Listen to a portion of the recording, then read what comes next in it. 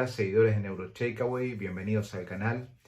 Esta vez vamos a comentar una muy interesante conferencia que tuvo lugar durante la última reunión de la Academia Americana de Neurología, llevada a cabo durante el mes de abril de este año en forma virtual.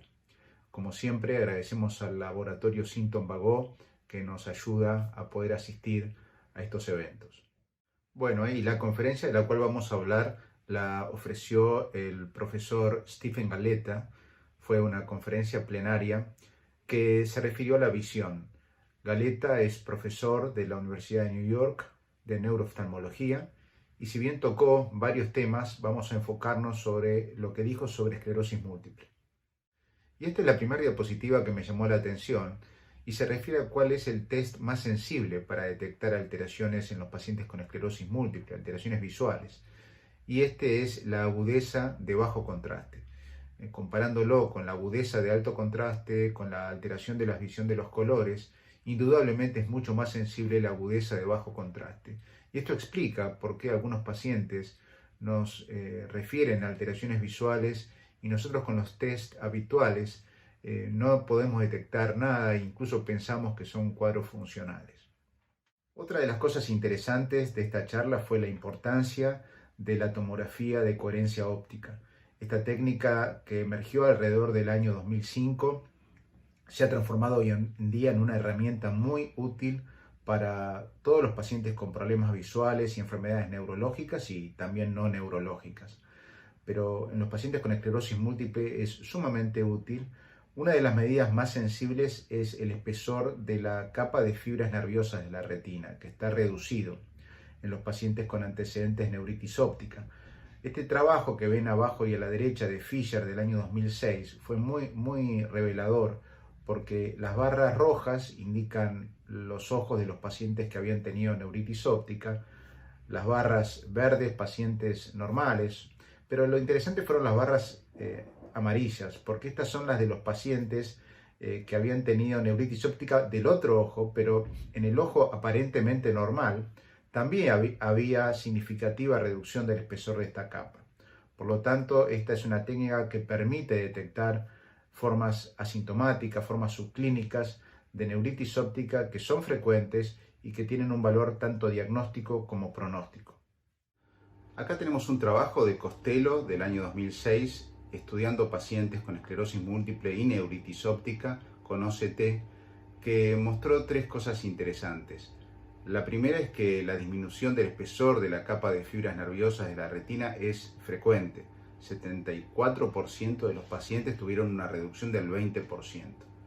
La segunda es que los pacientes no solamente tenían disminución de esta capa, sino también de la capa de células ganglionares. Y estas dos disminuciones de espesor eran frecuentes y precoces. Y la tercera, que ya es la más interesante, es que hay un punto en relación al espesor de la capa de fibras nerviosas, a partir del cual, o por debajo del cual, se pierde marcadamente la visión. Y este nivel es 75 micrones. Esto marca un punto, digamos, de un precipicio que hay que tratar de evitar quizás en el futuro con intervenciones terapéuticas. En este trabajo podemos ver que pacientes que tuvieron neuritis óptica van a seguir perdiendo progresivamente el espesor de la capa de fibras nerviosas de la retina. Esto es muy interesante porque demuestra la evolución subclínica de esta alteración visual. Y está demostrado claramente en este gráfico de un trabajo de Thalmann del año 2010. En este trabajo de Walter del año 2012 se demuestra muy claramente la relación de la disminución progresiva del espesor de la capa de fibras nerviosas de la retina con respecto a dos marcadores clínicos, como son la visión de bajo contraste y, sobre todo, la calidad de vida que referían los pacientes con una escala muy clara de evaluación. Y esto también nos hace pensar en la limitación de la escala EDSS, que es la que habitualmente se utiliza para evaluar a los pacientes con esclerosis múltiple, que no contempla ninguna de estas características. Y aquí el profesor Galeta se refiere a algunos trabajos que demostraron la relación de OCT con el diagnóstico diferencial entre distintos procesos desmielinizantes. Por ejemplo, pacientes que tenían un espesor de la capa de fibras nerviosas de la retina de 60 micras o menos, era más probable que tuvieran neuromielitis óptica que tuvieran anti-MOG o menos aún esclerosis múltiple. O, por ejemplo, pacientes que tenían alrededor de 80 micras de espesor, eran más probables que tuvieran esclerosis múltiple que neuromielitis óptica. Y la tercera cosa es que neuromielitis óptica se asocia también con una disminución progresiva subclínica del espesor de la retina. Y aquí el doctor Galeta habla sobre la necesidad de un tratamiento de neuritis óptica, y básicamente ustedes saben que hoy en día lo que hacemos es un tratamiento intravenoso con corticoides, que básicamente lo que hace es acortar el periodo de evolución de este proceso inflamatorio, pero no actúa sobre la secuela.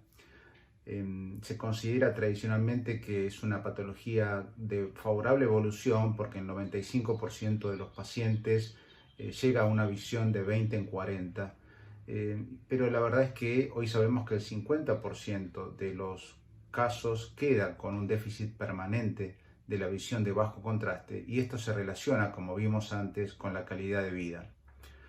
Aquí mostramos un trabajo que se realizó con opicinumab, un anticuerpo monoclonal. El trabajo fue negativo y probablemente esto se haya debido a que el uso fue tardío. El promedio de la aplicación fue de 21 días post comienzo de los síntomas, donde ya el 70% de las neuronas ganglionares han muerto. Bien, ahora, a pesar de todo lo que estamos diciendo, el nervio óptico no fue incluido como una de las áreas blanco para la diseminación en espacio en los criterios de diagnóstico de esclerosis múltiple de McDonald 2017.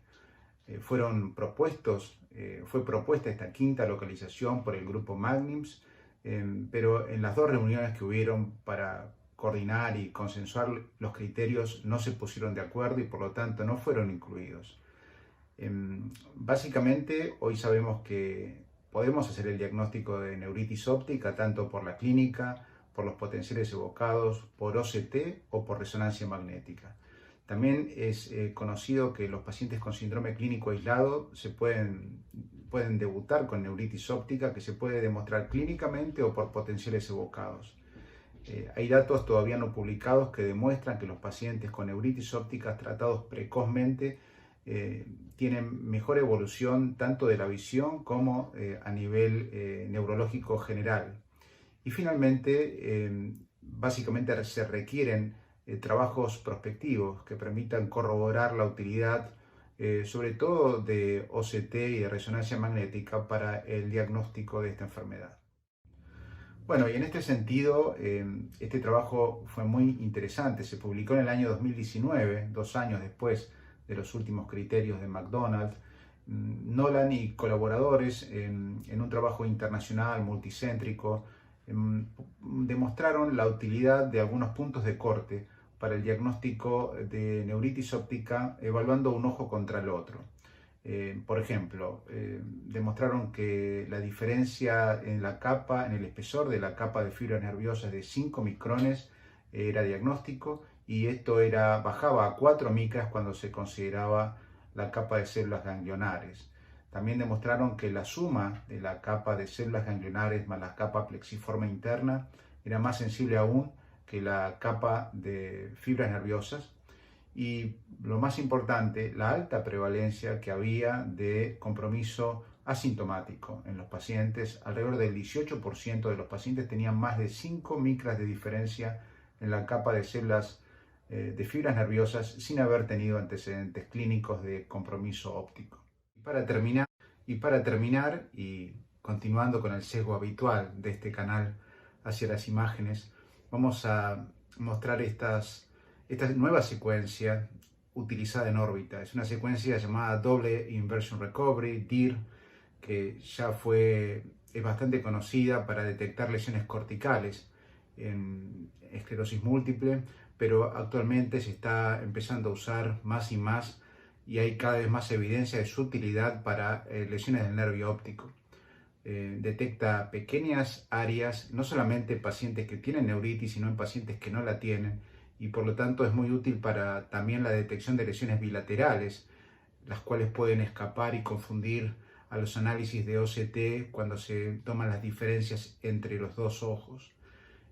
Y finalmente, quiero comentarles este dato anatomopatológico que me parece relevante. El 95% de los pacientes con esclerosis múltiple tienen alguna lesión en el nervio óptico, que normalmente son asintomáticas. Bueno, y con esto terminamos este video. Espero que les haya gustado. Nos vemos en 2 semanas. Chao.